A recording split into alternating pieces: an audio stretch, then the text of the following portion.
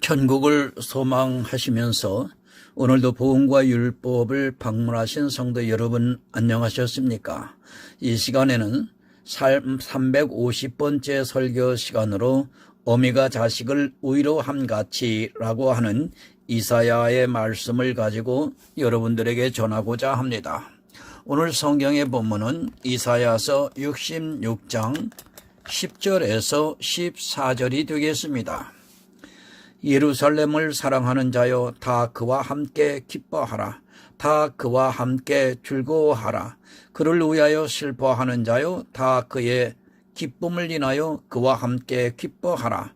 너희가 젖을 빠는 것 같이 그 위로하는 품에서 만족하겠고, 젖을 넉넉히 빤 것 같이 그 영광의 풍성함을 인하여 즐거워하리라.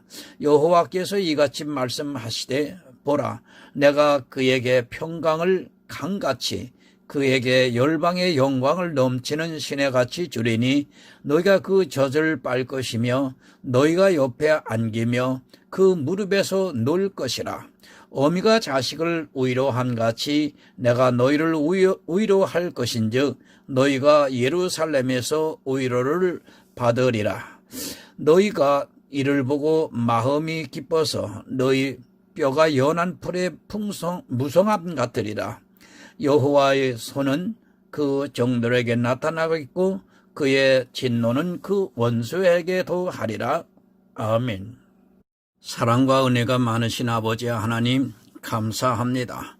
오늘도 이사야 선지자의 말씀을 가지고 전하고자 합니다.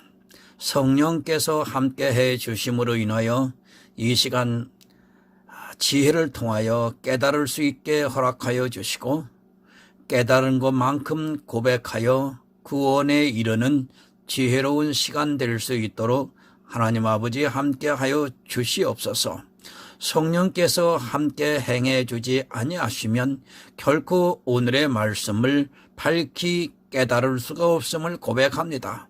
오직 성령께서 오셔서 진리 되신 예수 그리스도의 복음을 바로 깨달아 알게 하여 주시옵소서.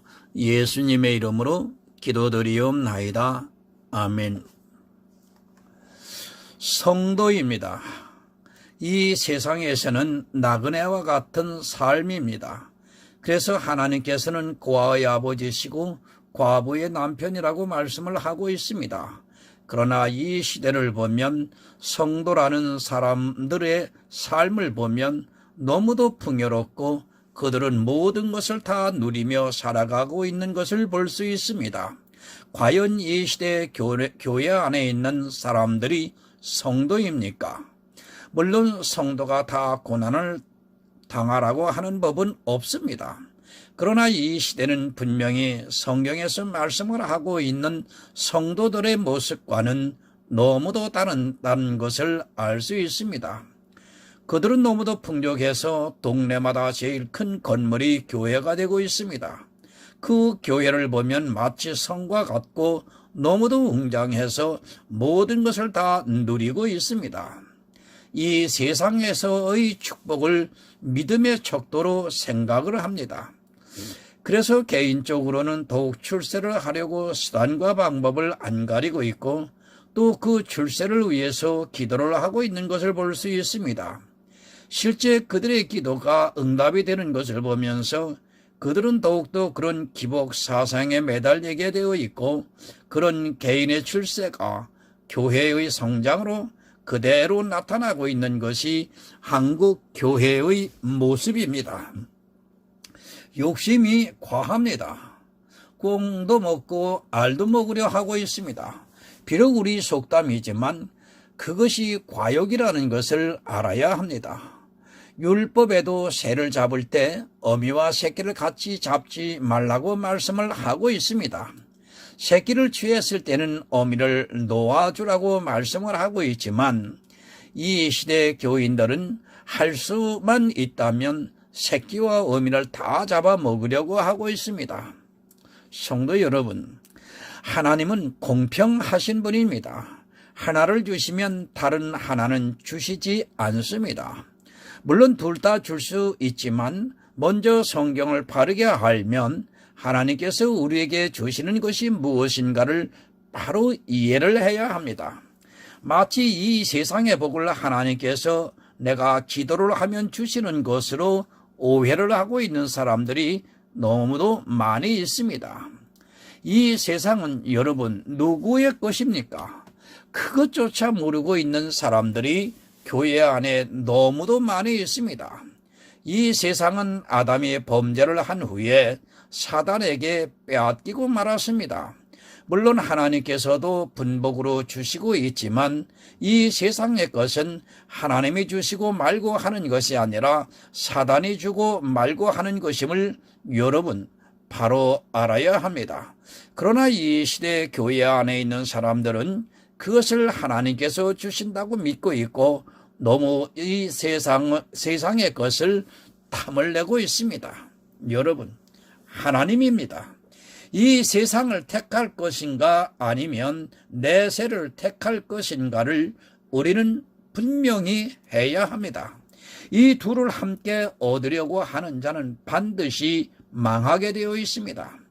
정말 자기 마음에 간절한 것이 있는 사람은 다른 것을 돌아보지 않고 오직 그 하나만을 바라보고 살아가고 있다는 것을 깨달아야 합니다. 누가 견눈질을 합니까? 운동선수를 보시기 바랍니다.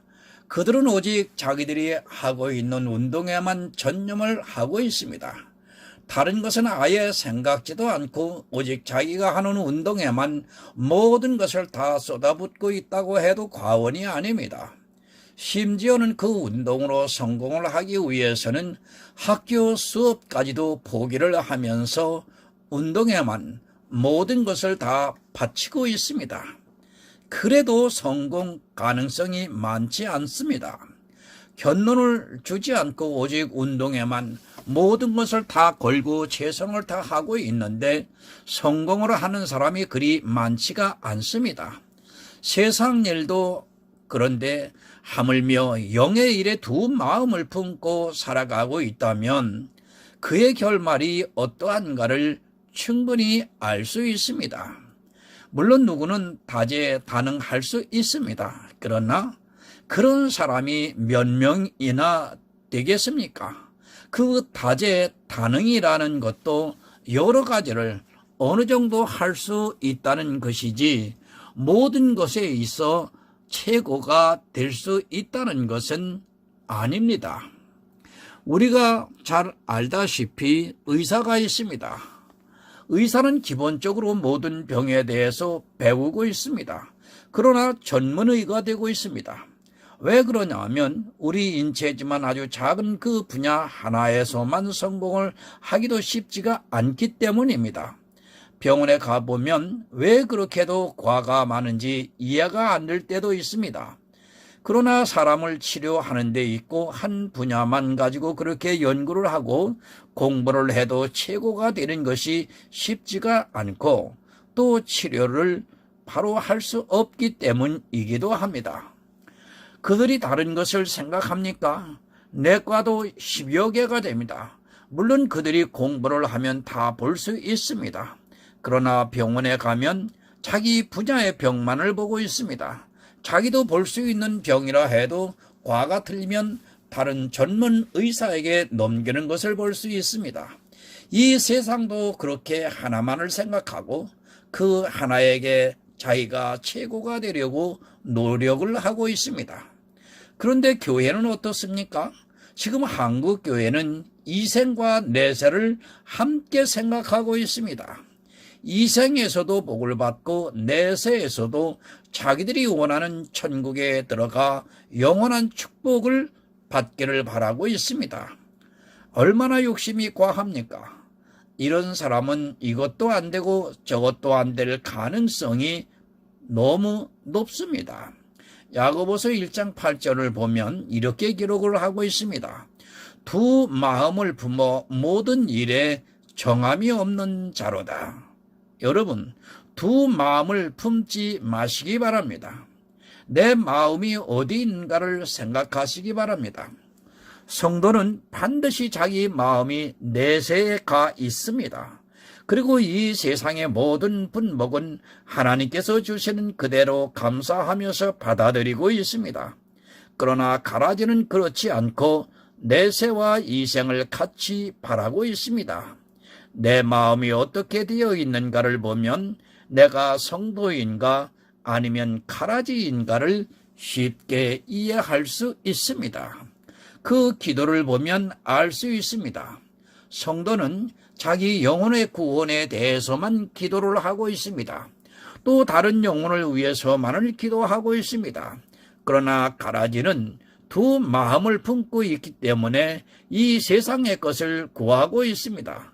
그것이 얼마나 영악한지 하나님의 일을 한다고 하면서 이 세상의 것을 구하고 있다는 것을 우리가 바로 알아야 합니다. 하나님을 빙자합니다. 그리고 하나님의 일을 더욱 열심히 하겠다고 말하고 있습니다. 제게 은사를 주시면 그것으로 하나님께 헌신을 하겠다고 하고, 제게 물질을 주면 그것으로 하나님의 일을 하는데 최선을 다해서 쓰겠다고 하고 있고, 또 자기에게 좋은 직장을 주시면 내가 그 직장에서 성공을 해서 하나님의 이름에 영광을 돌리겠다고 말을 하고 있습니다. 모두가 다 하나님입니다. 그러면서 이 실제 그들의 구하는 것은 이 세상의 것을 구하고 있는 것을 볼 수 있습니다. 그런 마음이 두 마음이라는 것을 모르고 하나님을 위해서 일을 한다고 하면 모든 것이 다 용납이 되는 것으로 볼 수 있습니다. 이생과 내세의 두 마음을 여러분 가지지 마시기 바랍니다. 반드시 망합니다. 이생의 것을 구해서 기도 응답을 받았다고 좋아하지 마시기 바랍니다. 하나님께서는 이생의 것을 주시지 않습니다. 내가 이생의 것을 구한다고 해서 그것을 주시는 하나님이 아닙니다. 그런 기본적인 것조차 모르고 이 시대의 교회에 나와 있는 사람들이 이생의 것에 마음을 빼앗기고 있고 그 마음을 누가 주장하고 있는지조차 모르고 있습니다. 여러분, 사단입니다. 성령은 절대로 이생의 것을 구하게 마음에 감동을 주지 않습니다. 성경 어디에 성령이 이생의 것을 구하는 것을 말씀을 하고 있습니까? 내가 이생의 것을 구하고 있다면, 그것에 마음을 빼앗기고 있다면 그는 이미 사단에게 미혹이 되어 있는 사람이라는 것을 기억하고 있어야 합니다. 한국 교회는 절망입니다. 지금 교회 안에서 기도를 하는 것을 들어보시기 바랍니다. 그들이 기도하는 것은 전부 다 이생의 것을 구하는 기도를 하고 있습니다. 그 기도는 하나님께 하는 기도가 아니라 사단에게 하는 기도라는 것을 바로 알아야 합니다. 마치 이 세상에서 성공을 하는 것이 하나님을 잘 믿어서 성공을 하는 것으로 주장을 하고 있는 그들은 모두가 지옥 자식이라는 것을 여러분 잊지 마시기 바랍니다. 나중에 울지 마시기 바랍니다. 그때는 아무리 울고 호소를 해도, 아니 자기가 속았다고 변명을 해보아도 소용이 없다는 것을 깨달아야 합니다. 성경을 통해서 충분히 우리가 깨달을 수 있게 성령을 보내주셔서 감동을 주고 있지만, 사람들은 그것에는 관심이 없고 그저 이생의 것을 바라보고만 있습니다. 기도도 하지 마시기 바랍니다. 교회를 위해서 기도도 하지 마시고 나를 위해서도 기도하지 마시고 오직 영혼을 위해서만 기도를 하시기 바랍니다. 그 사람의 기도만 들어보아도 그가 하나님의 사람인가 아니면 교회 안에 있는 가라지인가를 쉽게 알 수 있습니다. 여러분, 목표를 가지시기 바랍니다. 정말로 자기가 천국에 가고 싶은 성도가 있다면 다른 것을 생각하지 않는다는 것을 바로 알아야 합니다. 이 세상에서도 그럴진데 하물며 천국이라고 하는 어마어마한 선물을 받기를 바라고 있는 성도라면 당연히 그것만을 생각하게 되어 있습니다. 그러나 한국 교회는 너무도 타락을 해서 말로는 천국에 가겠다고 하지만 실제 그들은 이 세상에 마음을 빼앗겨 있는 것을 보게 됩니다. 다시 말씀드립니다. 강조하여 말씀드립니다. 두 마음을 품지 마시기 바랍니다. 그것이 자신을 망하게 하는 길이라는 것을 왜 모르십니까? 상식적으로 어떤 여자가 있는데 두 마음을 품고 다른 남자를 좋아하고 있다고 생각해 보시기 바랍니다. 물론 처음에는 그것을 모를 수 있지만 나중에는 결국 그 여자가 두 마음을 품었다는 것을 알게 되는 순간에 남자로부터 진노를 받게 된다는 것은 누구나 알 수 있는 일입니다. 하나님입니다. 우리의 마음과 심장과 배부까지도 감찰을 하시는 분이십니다. 그런 하나님을 믿으면서 두 마음을 품고 있으면서도 그것을 전혀 깨닫지를 못하고 있다는 것이 도대체 이해가 안 됩니다. 이 세상의 것과 하늘의 것을 두 가지를 다 얻으려고 하는 것이 얼마나 악한 일입니까? 그것은 탐욕에서 나온 결과라는 것을 우리가 바로 알아야 합니다. 성도는 이 세상에서 나그네입니다. 하나님께서 이 세상에서 성도들에게 고난을 주신 이유는 그 고난을 통해서 하나님을 바라보게 하시고 있고 또 천국의 소망을 가지게 하시고 있습니다. 물론 구약에 보면 왕도 있고 거부도 있지만 그들은 하나의 예표로 보여주신 것이지 실제 구원을 받은 성도들이 이 세상에서 얼마나 험난하게 살아가고 있는가를 우리가 깨달아야 합니다. 세상을 구하지 마시기 바랍니다. 교회도 여러분 세상입니다. 그리고 하나님을 위해서 일한다고 하는 것도 이 세상입니다. 그것을 하늘의 일이라고 생각하지 마시기 바랍니다. 성도는 오직 이 세상에서 하늘의 일을 생각하면서 살아가야 합니다. 그것은 내가 어떤 행위를 하는 것이 절대 아니라 주님께서 이루신 구속의 은혜를 생각하면서 그 은혜를 받아들이는 마음이라는 것을 우리가 바로 깨달아야 합니다. 이 세상 종교와 여러분 무엇이 다릅니까? 지금 한국 교회는 이 세상 종교와 다를 것이 없습니다. 그저 하나님을 부르고 있고 예수 그리스도의 은혜를 이야기하고 있지만 실제 불교에서 하는 것이나 천주교에서 하는 것이나 별로 다르지 않다는 것을 분명히 깨달아야 합니다. 그것은 교회가 이 세상에서 종교화가 되어 있다는 증거이기도 합니다. 본문 10절을 보겠습니다. 예루살렘을 사랑하는 자여 다 그와 함께 기뻐하라. 다 그와 함께 즐거워하라. 그를 위하여 슬퍼하는 자여 다 그의 기쁨을 인하여 그와 함께 기뻐하라. 예루살렘입니다. 이스라엘의 평화를 바라는 이름의 뜻이기도 합니다. 이 예루살렘에 성전이 있었습니다. 이스라엘의 모든 사람들은 이 성전을 바라보고 있었고 절기가 되면 예루살렘 성전에 가서 하나님께 자기들을 보이고 제사를 드렸던 곳입니다. 마음이 고향입니다. 그곳에 오면 하나님이 계신 것으로 생각을 하고 마음에 평강이 넘쳤던 것을 우리가 성경을 통해서 알 수 있습니다.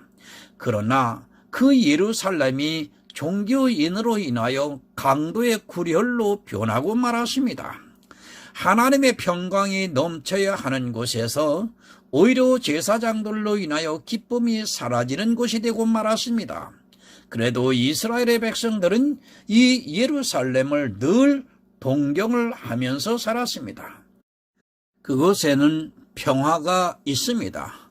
성전이 있는 그곳에서만은 평화가 있다고 믿어왔습니다. 실제 이스라엘에게 예루살렘은 그와 같은 곳이었습니다. 그런데 이 예루살렘의 외세에 의하여 회파가 되었습니다. 바벨론에 의해서 완전히 멸망을 당하고 또 스룹바벨의 성전도 역시 외세에 의해서 멸망을 당하고 말았고 또 헤롯 성전도 이제는 그 흔적만 남아 있습니다. 평화가 사라졌습니다. 하지만 이스라엘은 예루살렘에서 언젠가는 평화가 다시 찾아올 것이라는 것을 늘 생각하고 있었습니다. 그 평화가 찾아오면 자기들이 이 세상을 통치를 하게 된다고 지금까지 믿고 있고, 그래서 지금 가자 지구에는 전쟁의 포성이 끊이지 않고 있는 것입니다. 사람이 평화를 만들려고 하고 있습니다. 그러나 그 평화를 위해서 전쟁을 하고 있고 수많은 사람들이 지금 이 시간에도 죽고 있습니다. 하나님께서는 이스라엘에 있는 예루살렘을 말씀을 하는 것이 아닌데도 아직도 이스라엘은 이 세상에 있는, 아니 자기들이 살아가고 있는 그 예루살렘에 평화가 올 것이라고 생각을 하면서 기다리고 있습니다. 요한계시록 21장 2절을 좀 보겠습니다. 또 내가 보매 거룩한 성 새 예루살렘이 하나님께로부터 하늘에서 내려오니 그 예비한 것이 신부가 남편을 위하여 단장한 것 같더라. 여러분, 새 예루살렘입니다.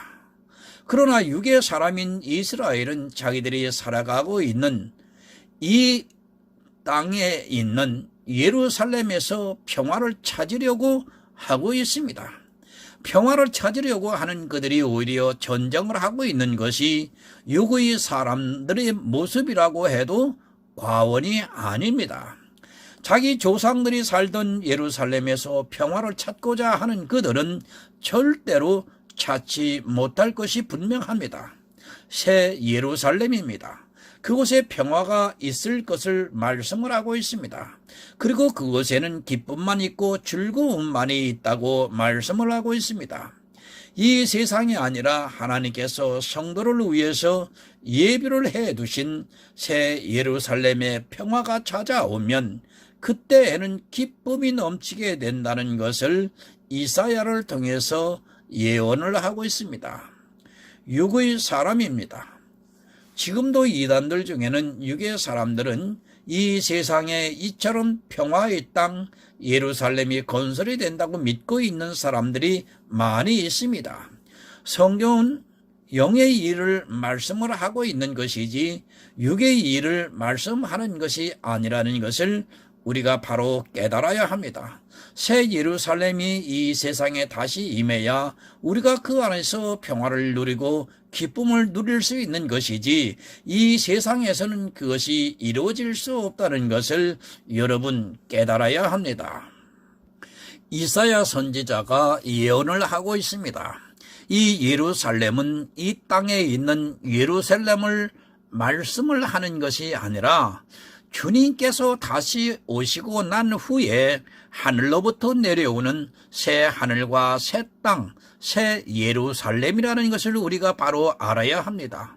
그곳에서는 오직 즐거움과 기쁨만이 있다는 것을 가르쳐주고 있습니다. 이사야의 시대도 외세의 침략을 받았던 때입니다. 그래서 이스라엘은 더욱 이 세상 예루살렘이 회복이 되어 평화가 오는 것을 바라고 있었습니다. 외세의 침략에 의해서 슬퍼하고 있는 그 민족에게 기쁨이 있을 것이라고 생각을 하고 있습니다. 그러나 이사야는 이 세상에서가 아니라 하늘에서 누리는 기쁨을 말씀을 하고 있었습니다. 여러분, 지금 이 시대도 마찬가지입니다. 성도는 슬퍼하고 있습니다. 그러나 그 성도가 구원을 받아 새 예루살렘에서 기쁨을 누릴 것을 말씀을 하고 있습니다. 성도는 그렇게 새 예루살렘을 기다리면서 살아가고 있습니다. 그곳에서의 기쁨이 너무 크기 때문에 성도들은 그렇게 천국을 소망하고 살아가고 있습니다. 성경은 구원에 대해서, 내세에 대해서 우리에게 말씀을 하고 있습니다. 이스라엘이 왜 버림을 당했습니까? 바로 선지자들의 예언을 육으로 보았기 때문입니다. 영의 말씀을 육으로 보다가 망하는 길로 가고 있습니다. 지금 이 시대도 성경을 보면서 육으로 보는 사람들은 다 망하게 되어 있습니다. 성도는 이 세상에서 육으로 보는 것이 아니라 하늘의 것을 생각하면서 살아가고 있다는 것을 늘 기억하시기 바랍니다. 기쁨이 넘칩니다. 이 세상은 슬픔이 있습니다. 그러나 새 예루살렘에서는 주님의 사랑으로 기쁨이 넘치는 곳입니다. 그곳에서는 싸움이 없고 오직 평화만이 있다는 것을 가르쳐주고 있습니다. 우리 성도는 이 세상에서 다른 것을 보는 것이 아니라 비록 이 세상에서 슬퍼하면서 살아가고 있을지라도 하늘에서의 기쁨을 바라보고 살아가고 있습니다. 기쁨입니다. 그 기쁨이 어느 정도인지는 저도 잘 모르겠습니다. 아마도 우리가 상상하는 것 이상의 기쁨이 우리 앞에 있을 것이라고 저는 믿고 있습니다. 우리가 생각하는 그런 기쁨이 아니라 우리가 상상도 못하는 기쁨이 있는 그것이 새 예루살렘이라는 것을 우리가 바로 알아야 합니다. 그런 기쁨을 바라보고 사는 성도는 이 세상에서 다른 것에 마음을 두지 않고 오직 새 예루살렘만을 바라보고 있습니다. 본문 11절입니다. 너희가 젖을 빠는 것 같이 그 의로 하는 품에서 만족하겠고 젖을 넉넉히 빤 것 같이 그 영광의 풍성함을 인하여 즐거워하리라. 여러분, 우리가 사는 세상은 슬픕니다. 그래서 여러 가지 일로 울면서 살아가고 있습니다. 실제 눈물은 그리 많이 안 흘릴지라도 마음에서는 슬퍼서 울고 있는 사람들이 많이 있습니다. 특히 성도는 이 세상에서 고난을 당하다 보니까 또 자기가 가지고 있는 진리가 대적을 받다 보니까 울고 있습니다. 여러분, 아무도 안 알아줍니다. 여러분의 진리를 가지고 있다면 아마도 철저하게 고립이 될 것이 분명합니다.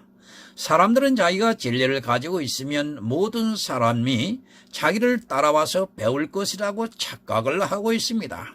그러나 진리는 늘 외롭고 세상으로부터 배척을 받는다는 것을 우리가 바로 알아야 합니다. 예레미야서를 읽어본 사람들은 예레미야 선지자가 얼마나 슬퍼했는가를 알 수 있습니다. 눈물을 흘립니다. 아무리 진리를 전해도 하나님의 말씀을 바로 전해도 들으려 하지 않고 오히려 대적을 받아 고난을 받게 됩니다. 성도는 이 세상에서 그렇게 살아가고 있다는 것을 알아야 합니다. 정말 저도 가슴이 짠합니다. 이 복음을 전한다는 것이 어떤 때는 너무도 힘이 들고 때로는 내가 왜 혼자 이렇게 해야 하는가 하는 생각을 하게 됩니다. 아마도 복음을 가지고 있는 성도들도 마찬가지 심정이라고 저는 생각을 합니다. 위로를 해줍니다. 새 예루살렘에서는 하나님께서 우리를 직접 위로를 해 주시겠다고 말씀을 하고 있습니다. 그 위로가 젖을 빠는 것 같이 위로하는 품에서 만족을 하겠다고 말씀을 하고 있습니다. 어린아이를 생각해 보시기 바랍니다. 부모가 없으면 얼마나 서럽게 웁니까? 잠시라도 부모가 안 보이면 그 아이가 얼마나 서럽게 울고 있습니까? 아무도 달래지를 못합니다. 세상에 어떤 것을 주고 달래려 해도 그 아이는 울음을 그치지 않습니다. 그렇게 서럽게 울다가도 엄마가 와서 그 아이에게 젖을 물리면 언제 그랬냐는 듯이 젖을 물고 위로를 받습니다. 서럽게 울다가도 계속해서 서럽게 울면서도 엄마의 젖을 물고 위로를 받는 것을 여러분들은 보았을 것입니다. 만족합니다. 어린 아이에게 다른 것은 여러분 필요 없습니다. 엄마의 젖이 있으면 아무리 서글프게 울었다가도 그치고 그 젖을 물고 만족으로 하고 있는 것이 어린아이라는 것을 엄마가 되어본 사람은 다 알고 있습니다. 천국은 마치 그와 같다는 말씀입니다. 이 세상에서는 서럽습니다. 누구도 우리를 달래주지 않고 계속해서 눈물이 흐르고 있습니다. 이것이 이 세상에 사는 성도의 모습입니다. 그렇게 고난을 당하면서 이 세상에서 살아가고 있지만 새 예루살렘이 우리 앞에 펼쳐지며 마치 어미의 젖을 빠는 것 같이 우리가 위로를 받을 것이고 그 젖을 물고 만족을 하게 될 것이라고 말씀을 하고 있습니다. 아이에게 여러분, 만족이 무엇입니까? 엄마의 젖을 물고 빠는 것이 가장 큰 만족입니다. 아이에게 있어 그보다 더 큰 만족은 없습니다. 비유입니다. 어린아이를 비유로 해서 그가 가장 만족을 하는 것을 비유로 해서 우리가 이 세상에서 고난을 당하면서 살아가지만 새 예루살렘에서는 마치 엄마의 젖을 빨며 위로를 받는 것 같이 만족을 하겠다고 말씀을 하고 있습니다. 고린도후서 3장 5절을 좀 보겠습니다. 우리가 무슨 일이든지 우리에게서 난 것 같이 생각하여 스스로 만족할 것이 아니니 우리의 만족은 오직 하나님께로서 낳느니라. 만족입니다. 이 세상 어느 것을 가진다 해도 만족하지 못합니다. 물론 처음에는 내가 원하는 것을 가졌을 때는 잠시 만족을 누릴 수 있을지 몰라도 그것이 시간이 지나고 나면 결코 만족을 주지 못합니다. 우리의 만족은 정말 천국에서 누릴 수 있는 것임을 바로 알아야 합니다. 그러나 어떻습니까? 이 세상에서 만족을 누리려 하고 있습니다. 특히 교회 안에 있는 사람들이 자기들이 하고 있는 신앙생활을 보면서 만족을 누리려고 하고 있습니다. 그것은 육체의 만족이라는 것을 알아야 합니다. 그것은 불교에서 신앙이 좋은 사람이 만족을 누리는 것과 별로 다르지 않다는 것을 우리가 분명히 깨달아야 합니다. 천국에서만 누릴 수 있는 것입니다. 어린아이가 젖을 넉넉히 빤 것 같이 만족을 누린다고 말씀을 하고 있습니다. 우리가 가는 새 예루살렘에서 성도들이 누리는 만족을 이 세상 언어로 표현을 하다 보니까 그 이상의 표현이 없습니다. 어린아이가 엄마의 품에서 젖을 만족하게 빨고 누리는 그 만족이라는 것은 아마도 그 표정을 본 사람만이 알 수 있습니다. 하나님의 영광이 넘칩니다. 우리가 가는 천국에는 하나님의 영광이 넘쳐 그곳에서는 기쁨만이 있습니다. 이 세상에서의 그런 기쁨이 아니라 마치 어린아이가 젖을 만족히 빨고 누리는 그런 기쁨이 넘치게 된다고 말씀을 하고 있습니다. 어린아이에게 그보다 더 큰 만족과 즐거움이 여러분 어디 있겠습니까? 본문 12절입니다. 여호와께서 이같이 말씀하시되 보라 내가 그에게 평강을 강같이 그에게 열방의 영광을 넘치는 시내같이 주리니 너희가 그 젖을 빨 것이며 너희가 옆에 안기어 그 무릎에서 누울 것이라. 평강을 강같이 줍니다. 우리가 가는 천국에서는 전혀 근심이나 걱정이 없이 하나님으로 인하여 평강이 넘치게 됩니다. 얼마나 평강이 넘치면 강같이 넘친다고 말씀을 하겠습니까? 사실 천국에서 우리가 누리는 평강을 어떻게 이 세상의 언어로 표현을 할 수 있겠습니까? 표현할 수 있는 방법이 없기 때문에 우리가 알아들 수 있는 언어로 강같이 흐른다고 말씀을 하고 있습니다. 영광을 넘치는 시내같이 주리라고 말씀을 합니다. 저도 시골에서 살아보아서 시내의 풍경을 잘 알고 있습니다. 요즘도 가끔 여행을 하다 보면 정말 아름다운 시내가 흐르는 것을 볼 수 있습니다. 그 시내가 넘치는 것과 같이 영광이 넘치게 해 주시겠다고 말씀을 하고 있습니다. 내세의 일이라서 우리가 그것을 다 알 수는 없겠지만 그래도 이러한 표현을 통해서 우리가 조금이나마 이해할 수 있습니다. 너희가 그 젖을 빤다고 말씀을 합니다. 마치 어린아이가 젖을 빠는 것과 같이 아주 평화로운 모습으로 표현을 해주고 있습니다. 그 젖을 빨면서 너희가 그 옆에 안기며 그 무릎에서 놀 것이라고 말씀을 하고 있습니다. 이 세상 어린아이의 가장 평화로운 모습을 비유로 해서 우리가 가는 새 예루살렘에 대해서 말씀을 하고 있습니다. 성도는 이 새 예루살렘에 반드시 가야 합니다. 아이가 무릎에서 놉니다. 아마도 부모의 무릎에서 노는 아이보다 더 평화로운 모습은 없을 것이라 생각을 합니다. 그리고 부모의 발에 안겨서 젖을 만족하게 빨고 있는 아이는 더 이상 바랄 것이 없습니다. 이 세상 사람들이 알아들을 수 있는 가장 평화로운 모습을 말씀을 하면서 우리가 이 세상에서는 고난을 당하지만 천국에서는 이 모든 것을 누리게 된다는 것을 말씀을 하고 있습니다. 교회에 나왔습니다. 천국에 가기 위해서 나왔습니다. 그런데 하나님께서 선물로 주시는 그 천국에 가지 못한다면 그것은 너무도 불행한 일입니다. 이사야 선지자 시대는 이스라엘이 고난을 당하고 있을 때입니다. 그들을 위로하기 위해서 천국에 대한 소망을 가지게 만들고 있습니다. 그러나 여러분, 이 시대는 어떻습니까? 마치 교회가 천국이라 되는 것 같이 너무도 많은 것을 이 세상에서 누리고 있고 천국에 가는 것이 별로 실감이 나지를 않습니다.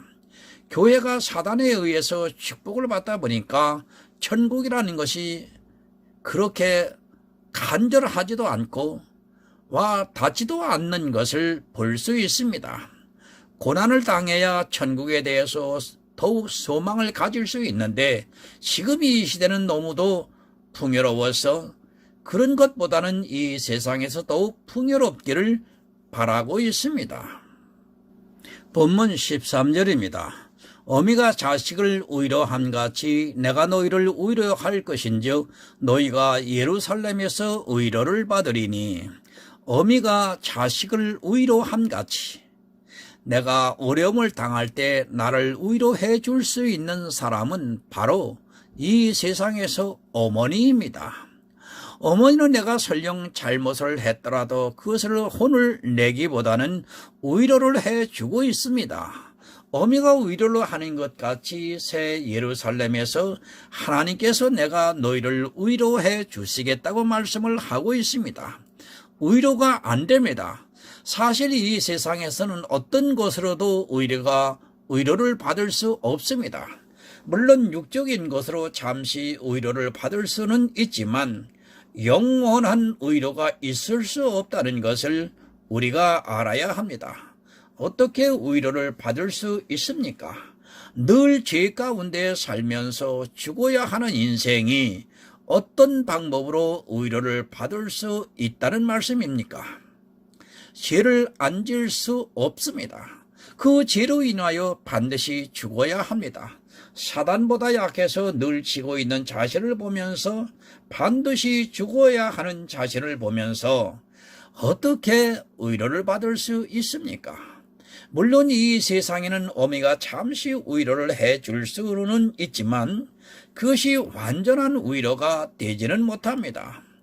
위로는 말로만 해서는 안 됩니다. 부모를 잃어버린 아이에게 어떤 위로의 말을 해준다고 해서 그 아이가 위로를 받을 수 있습니까?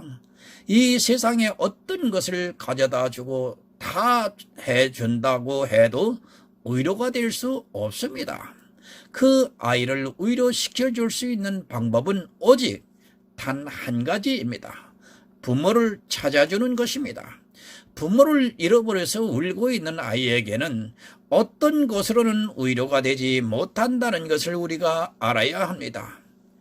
영의 부모를 잃어버린 우리 인생은 어떤 것으로도 위로를 받을 수 없습니다.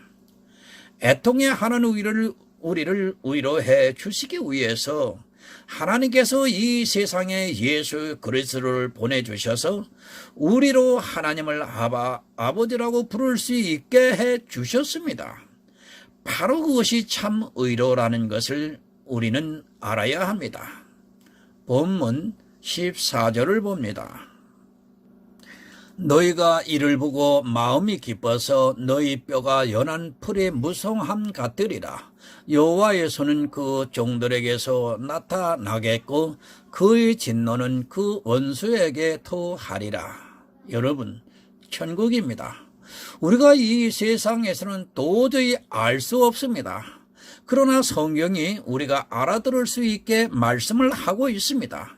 이사야를 통해서 우리가 새 예루살렘에서 하나님을 통해서 받은 사랑으로 우리 성도들에게 의로를 받고 만족을 얻을 것이라고 말씀을 하고 있습니다. 기쁨이 넘칩니다. 그것은 이 세상에서 기뻐하는 기쁨과는 비교할 수 없는 것임을 우리가 알아야 합니다. 정말 우리가 가는 천국에서는 우리가 상상할 수 없는 것을 우리가 기뻐한다는 것을 가르쳐주고 있습니다. 하나님께서는 이 천국을 우리에게 선물로 주시기를 원하고 있습니다. 이 세상에서 고난을 받고 살아가는 성도에게 그것을 주시기 원하십니다. 여러분, 오직 예수입니다. 이 천국에 들어갈 수 있는 길을 가르쳐 주셨습니다. 오직 예수 그리스도를 믿음으로 말미암는 의로 천국에 들어갈 수 있게 해 주셨습니다. 그러나 불행하게도 교회는 수도 없이 많이 세워지고 있지만, 그래서 청함을 받은 자들은 많지만 택함을 입은 자가 너무도 적습니다. 그러나 그 안에 있는 사람들은 전혀 깨닫지를 못하고 있습니다. 여러분, 천국을 사모하세요. 그리고 그곳에 가기를 간절히 바라시기 바랍니다. 이 세상의 마음을 빼앗기지 말고 오직 천국만을 생각하는 성도만이 들어갈 수 있습니다. 그 길을 예수 그리스도를 통해서 우리에게 보여주셨습니다. 그러나 예수를 믿기보다는 행위를 따라가고 있습니다. 성도는 자기가 목표로 하는 것만을 바라보고 있기 때문에 다른 것에 마음을 빼앗기지 않습니다. 오직 예수입니다. 아무리 강조를 해도 지나치지 않습니다. 그것은 내가 천국에 들어갈 수 있는 단 하나의 길이기 때문입니다. 예수 그리스도를 믿어 천국에서 모든 축복을 누리는 성도가 되시기를 예수 그리스도의 이름으로 간절하게 부탁을 드립니다. 하나님 아버지, 감사합니다. 복음과 율법을 통해서 진리가 너희를 자유케 하리라 라고 하는 작은 제목을 가지고 말씀을 전했습니다. 하나님, 진리에서 자유하려고 한다면 반드시 하나님께서 보내주신 예수 그리스도의 구속의 사역을 알아야 합니다. 알지 아니하고 율법에서 자유함을 얻었다고 하는 것은 사실 우매한 말입니다. 하나님, 이 시대에 바른 복음을 전하는 전도자가 보이지 않습니다. 하나님, 바른 전도자들을 통해서 교회가 하나님의 말씀에 바로 설 수 있도록 하나님 역사하시고 도와주시옵소서. 바로 전하는 복음을 가진 자의 말을 듣지 못하여 오늘도 방황하는 영혼들이 있습니다. 하나님, 더 이상 방황하지 않도록 그 영혼들을 붙잡아 구원에 이를 수 있도록 함께하여 주시옵소서. 예수 그리스도 이름으로 기도드리옵나이다. 아멘.